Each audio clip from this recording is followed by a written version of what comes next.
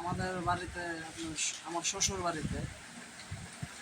বাড়িতে আপনার তখন অমাবস্যা আর কি অন্ধকার রাত রাত তখন আনুমানিক আপনার 3:30 এরকম বাজে।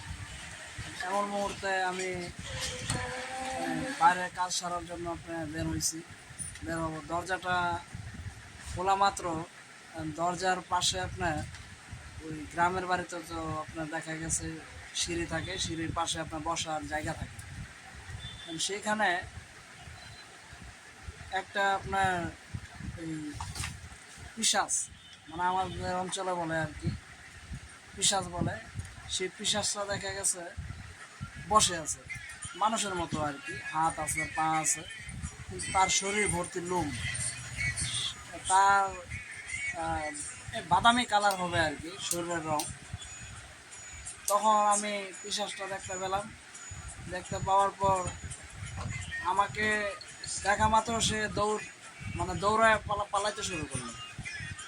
তখন আমি কি করলাম, বাইরে লাইট ছিল না, আমার মোবাইলে লাইট ছিল, মোবাইলে লাইট আমি ওর গায়ে মারলাম।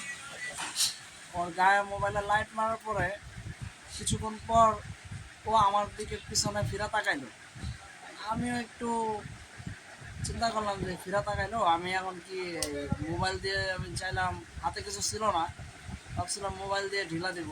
পরে ভাবলাম না, এটা ও আবার ভ্যানিশ হয়ে যেতে পারে। পরে আমি কি করলাম, ওর পিছনে পিছনে দৌড় দিলাম। পিছনে ছিল আপনার একটা গোয়াল ঘর, সেখানে গরু থাকে। গোয়াল ঘরের পিছন দিয়ে ও আপনার দৌড় দিছে। সেইখানে আপনার বাঁশঝাড় ছিল, অন্ধকার, অনেক অন্ধকার। বাথরুমগুলো বাঁশঝাড়ের আপনার ওই নিচেই ছিল। এখন আমি চতুর্দিক দিয়ে তারপরে খুঁজলাম, ওর পিশাচকে আর দেখতে পেলাম না।